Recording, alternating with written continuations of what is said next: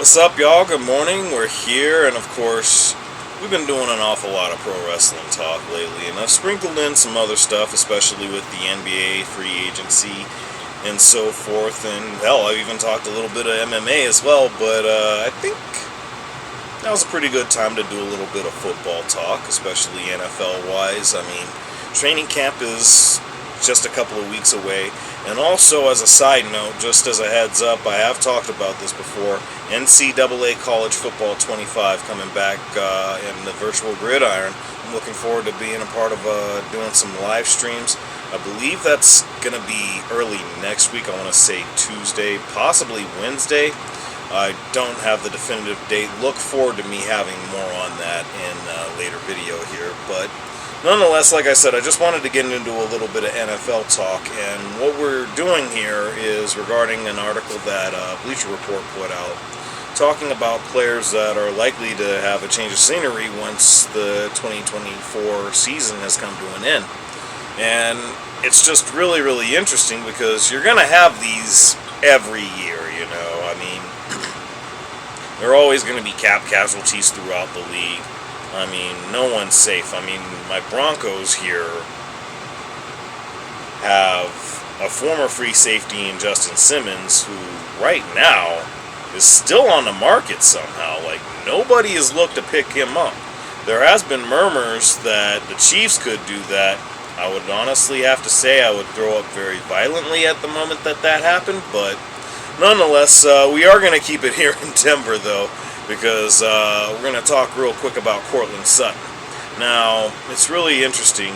He actually tried to sit out or hold out a bit for a little bit, going into mandatory workouts and so forth, but he ended up actually showing up, given that, well, it didn't work out how he wanted to. He's set to make $13 million this season, but he was wanting to add to his, I guess, total money is how I understand it. He was looking to get, I'm thinking, something along the lines of $14 million this year, and how that worked out for whatever's left of his contract, I'm not so sure about that. But honestly, at this point, it's a double-edged sword where the Broncos and Courtland Sutton are concerned.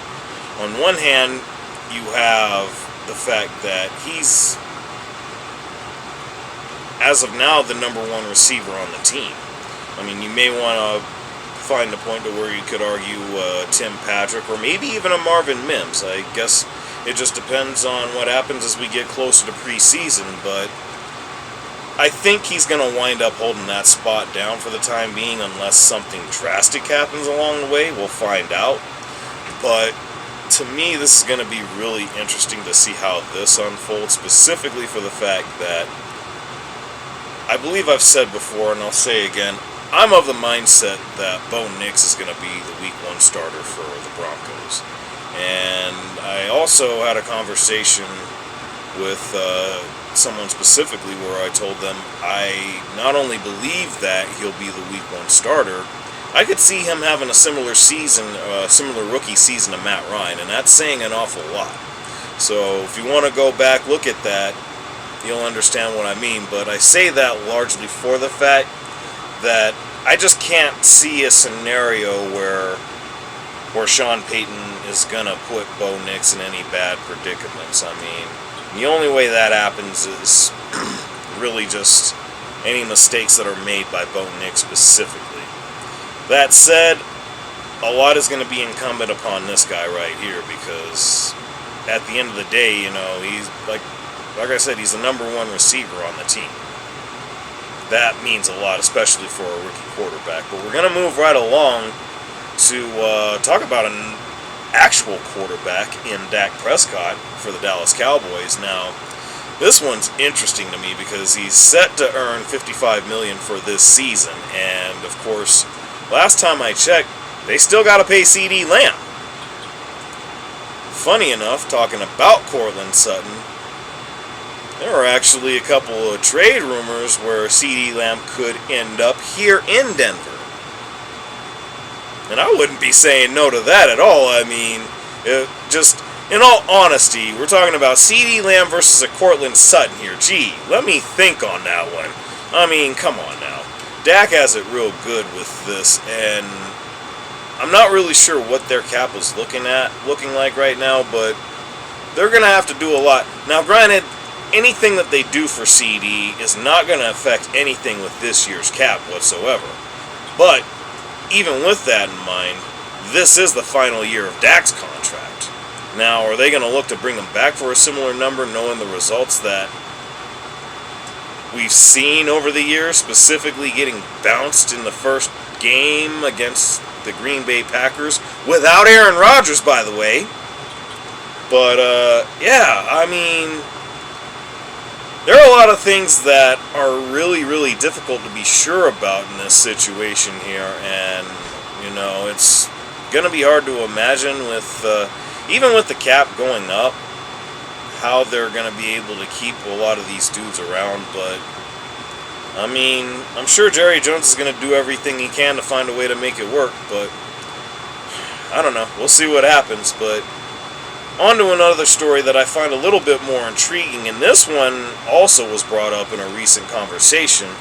Tyreek Hill of the Miami Dolphins is actually going to be on an expiring deal, or an expiring contract this season. I find this really, really interesting because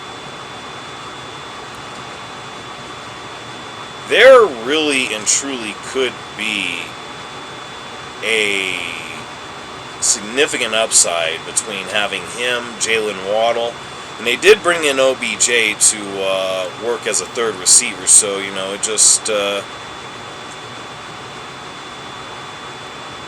it's just hard for me to believe that if things are done correctly, that you can't have a good thing going with the Miami Dolphins. I don't know that you'll have OBJ after this season, but at the very least, I'd like to think that somewhere along the way, especially if you're able to keep this tandem together, regardless of if it's Tua or if you got somebody else that comes in and turns out to be better. I mean, I'm thinking the Dolphins should be inclined to want to throw the bag at him. Yet, I've also heard a really, really intriguing thought that I gotta say, just given that I've got a couple of buddies at work that are on different sides of it, one being a Pittsburgh fan and one not so much, just to say the least, but the notion that Tyreek Hill could be a Pittsburgh Steeler in 2025, I gotta say, is incredibly fascinating. Now, needless to say, I'd rather see him in a Broncos uniform, but in all honesty, I don't see any scenario where that's going to end up being the case, especially with what would have to be given up for that. Now, if it could be as a straight-up free agency signing, sure. Problem is, we're still going to be pretty much on the books for the Russell Wilson dead cap hit. So, I don't see that ever being the case, but Pittsburgh could absolutely make it happen. It would be really interesting to see how that would work alongside George Pickens, but I don't know if I'd say no if I'm a fan. I don't know. It's just really, really interesting, and I wanted to talk about it real quick because, again, Tyreek Hill in a Pittsburgh Steelers uniform. That would be really, really wild to see. But given that the conversation even is a thing in the first place, it's hard to believe, having spoken of OBJ, you know, does this actually mean Tyreek Hill ends up becoming a Merc receiver because of this? I mean, he does have a Super Bowl ring, much like OBJ. He's actually got a little bit more going for him as far as production is concerned than OBJ, but I mean, I'd like to think he's still well within his best years to where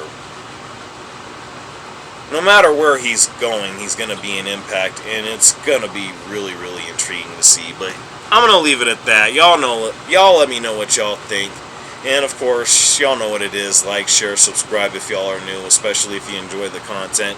And I appreciate y'all coming through to rock with me on this. It certainly means a lot. It doesn't even matter about the numbers. Just looking to make this channel stronger, and I hope that I'm doing all the necessary things to make that happen. So with that, again, I thank you very much. I'm A&J, and there will be more.